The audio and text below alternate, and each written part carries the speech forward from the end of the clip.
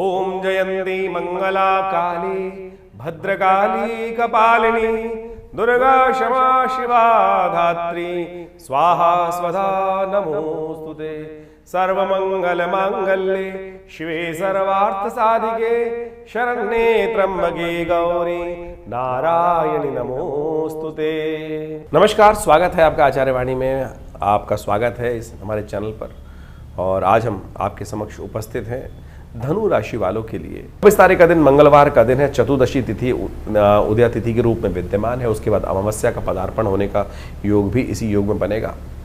ऐसे में ग्रह नक्षत्र आपके लिए थोड़ा सा वर्चस्व को बढ़ाने की तरफ थोड़ा अग्रसित करने की जरूरत है।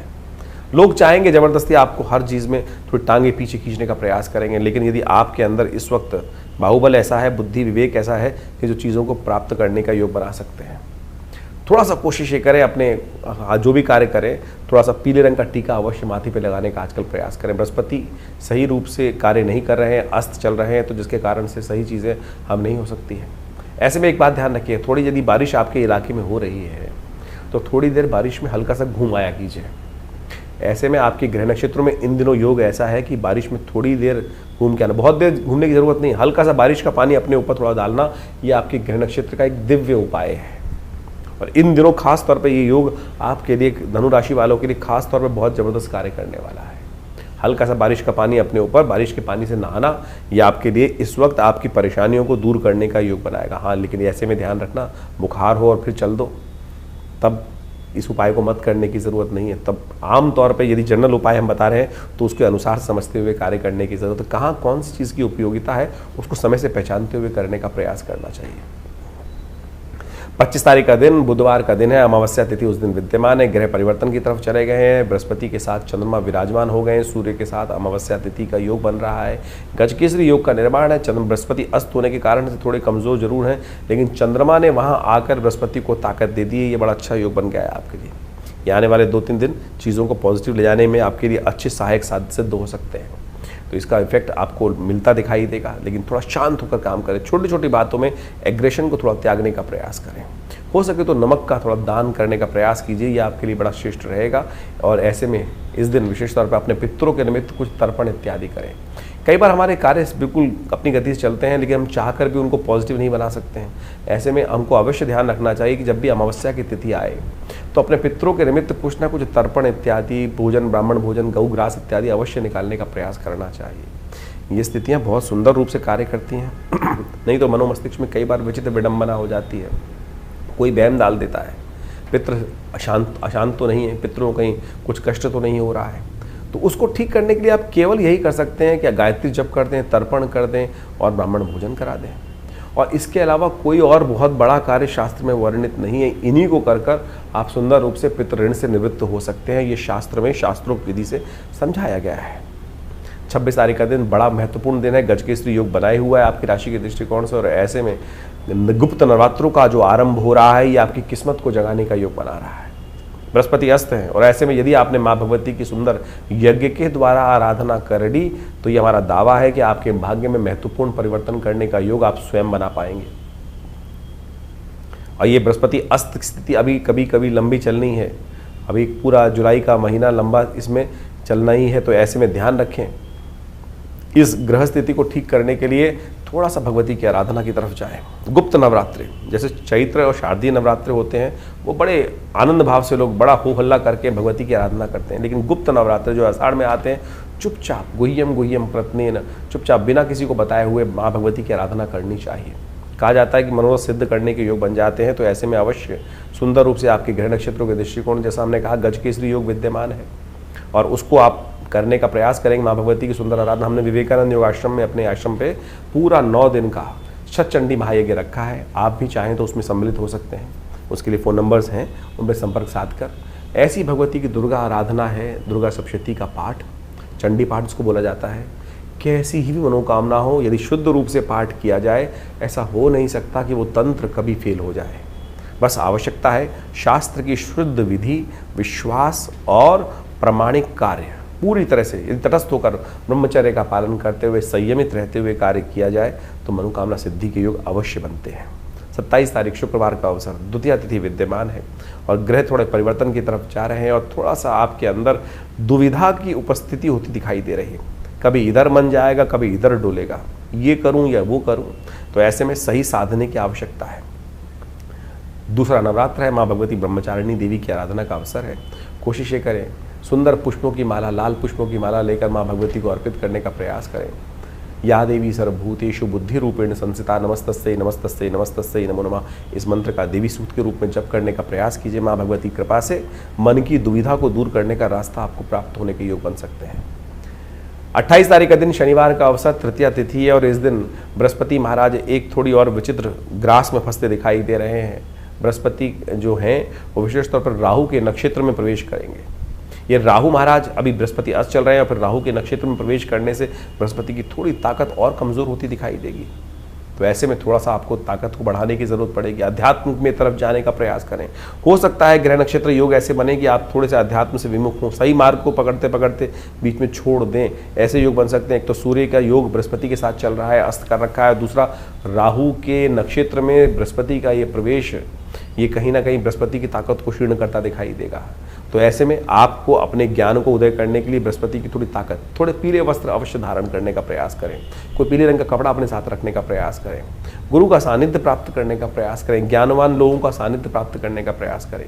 केसर का तिलक, हल्दी का तिलक अवश्य लगाने का प्रयास करें। बहुत सारे उपाय हैं, इनको हम सही रूप से कर लें तो हमें बहुत कुछ लाभ प्राप्ति के योग बन सकते हैं। 29 तारीख का दिन रविवार का अवसर है और विशेष तौर पर समझना चाहिए धनु राशि वालों के लिए ग्रह नक्षत्र क्या कह रहे हैं। उनका परिवर्तन का योग बन रहा है और ये परिवर्तन आपके लिए अच्छी हिम्मत को जगाने के योग बना रहा है।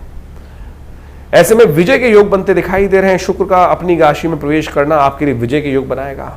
चिंता ना करें, ग्रह नक्षत्र भाग्य से बहुत बढ़िया तरह सपोर्ट करने के, मंगल के साथ चंद्रमा विराजमान हो गए हैं और ये कहीं ना कहीं आपके एक घंटनाद देते दिखाई दे रहे हैं। और ऐसे में अंधकार से लोप को, ज्ञान को प्राप्त करने के लिए भगवती के चतुर्थ नवरात्र के दिन माँ भगवती को कुष्मांड अर्पित करने का प्रयास करें, विजय के योग बनेंगे।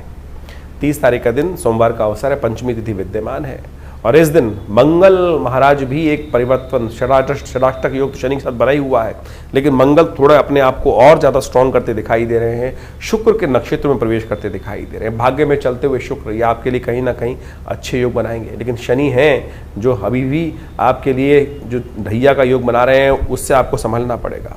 शनि को मनाओ, सदा सुख को पाओ। हमने विवेकानंद योगाश्रम में इस दिन सोमवार के दिन सुंदरकांड का एक पाठ रखा है, क्योंकि मंगल का परिवर्तन इस दिन जो शुक्र के नक्षत्र में हो रहा है, षडाष्टक योग चल रहा है, तो ऐसे में षडाष्टक योग शांत करने के लिए आप भी अपने लिए सुंदरकांड का पाठ कराएं, कल्याण होगा। तो ये ग्रहों का योगा योग इस आषाढ़ के महीने में जिस चल रहा है, आपने समझा दिन पर दिन आपकी राशि के दृष्टिकोण से कैसा योग आपके लिए रहेगा, कैसे ग्रहों के अनुसार से आपको उपाय करना चाहिए, ये वास्तविक तौर पर आपकी राशि के अनुसार से आप समझ सकते हैं। आउटलाइन है केवल। देखिए, वैसे तो हर व्यक्ति का भाग्य अलग अलग होता है, राशि के अनुसार से केवल आउटर पेरिफेरियल पे रूप में हम समझ सकते हैं, लेकिन वो भी एक ज्योतिष का एक अद्भुत पैमाना है जिसके द्वारा हम राशि के दृष्टिकोण से चीज़ों को समझते हैं। लेकिन इस बात को हमें समझना चाहिए कि आपकी राशि साथ साथ आपकी जन्मपत्री, उनमें तारतम्य बिठाकर फिर जो प्रेडिक्शन को समझने का हम प्रयास करते हैं, वो वास्तविक तौर पर आपके लिए जन्मपत्री के दृष्टिकोण से बहुत महत्वपूर्ण समझ में आता है। और ये ज्योतिष दिखाता है भविष्य के दृष्टिकोण से कि कैसा समय आपके लिए रहने वाला है। बुद्धिमान व्यक्ति वही होता है जो समय को पहचान ले, समय के अनुसार से कार्य कर ले। हजारों बार आपने समय के अनुसार से कार्य किया होगा और कई बार आपके हाथ से समय फिसल भी गया होगा, क्योंकि चीज़ें आपको समझ में नहीं आई होगी। बाद में हमने विचार किया होगा कि उस समय यदि सही विचार हमारे मनोमस्तिष्क में आ गया होता तो हम आज कहाँ के कहाँ पहुँच गए होते। यही है बुद्धिमानी, यही ज्योतिष का नेत्र है, दिव्य नेत्र, जो सही समय पर यदि प्राप्त हो जाए तो चीज़ें आपके किस प्रकार से आपके जीवन में घटित हो सकती हैं। देखिए, बड़े भाग्य मानुष तन पावा, बड़े भाग्य से मनुष्य तन प्राप्त होता है। इसको ऐसे ही केवल भूस में लट मार मार के निकालने की आवश्यकता नहीं है। ज्ञान विज्ञान के उपयोग को अपने जीवन में उतारते हुए, ग्रहों के योगा योग को, दिन पर दिन जो ग्रहों का परिवर्तन है उसको समझते हुए यदि जीवन में हम समय को पहचानते हुए कार्य करेंगे तो जीवन में बहुत तीव्र गति से अपने लक्ष्य की प्राप्ति के निमित्त हम लक्ष्य की तरफ अग्रसित होने के सुंदर कार्य बना सकते हैं। ज्योतिष उसमें एक अद्भुत रूप से लाभ भी दे सकता है समय के अनुसार से। समय समय पर हमने भी अपने चैनल के माध्यम से आपके समक्ष विभिन्न भविष्यवाणियां उपस्थित करी। आषाढ़ का महीना जिस प्रकार के योगों को लेकर आया है, षडाष्टक योग, शनि मंगल का योग चल रहा है, इस आषाढ़ के महीने में 5 बृहस्पतिवार का योग बन रहा है। विश्व के दृष्टिकोण से लड़ाइयों का, युद्धों का योग दिखाई दे रहा है। हमने इससे पिछले पूर्व अपने जो वीडियो बनाए थे उसके अंदर ये बात उपस्थित करी थी कि आकाशीय घटनाएं किस प्रकार की बन रही हैं और क्या क्या दुर्घटनाएं घटने के योग हैं। बहुत सी घटनाएं उसके अंदर आपके समक्ष में आई।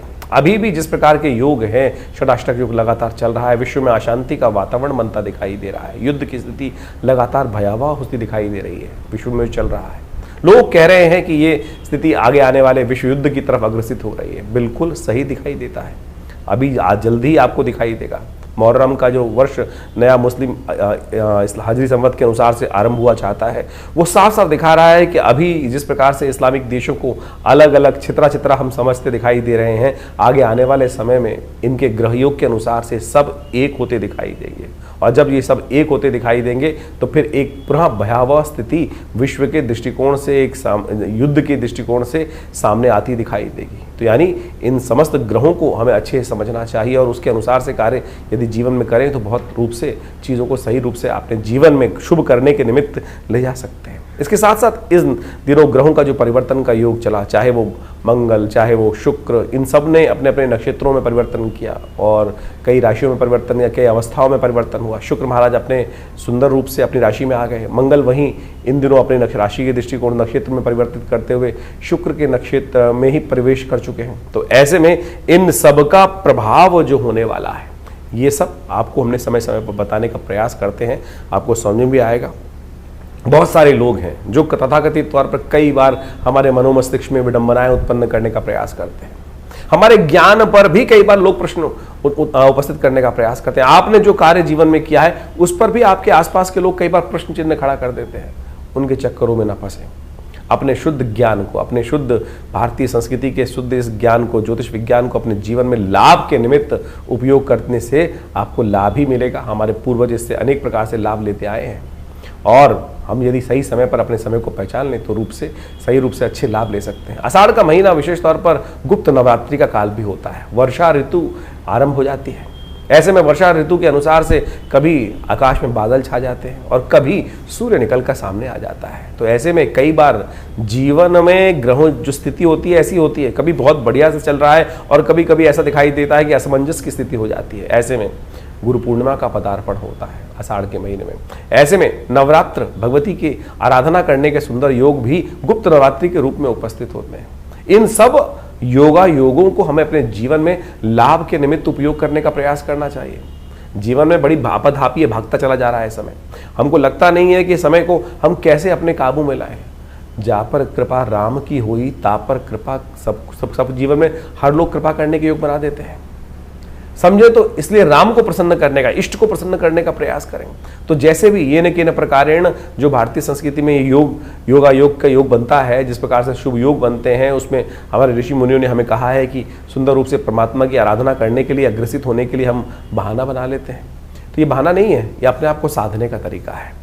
तो आषाढ़ के महीने में हमने विवेकानंद योगाश्रम में जैसा आपको अवगत कराया है कि गुप्त नवरात्रि का विशाल यज्ञ रखा है जो 26 तारीख से आरंभ होगा प्रतिपदा से, आषाढ़ के शुक्ल पक्ष की प्रतिपदा से, और पूरे 9 दिन दिव्य यज्ञ चलेगा माँ भगवती दुर्गा के सानिध्य में।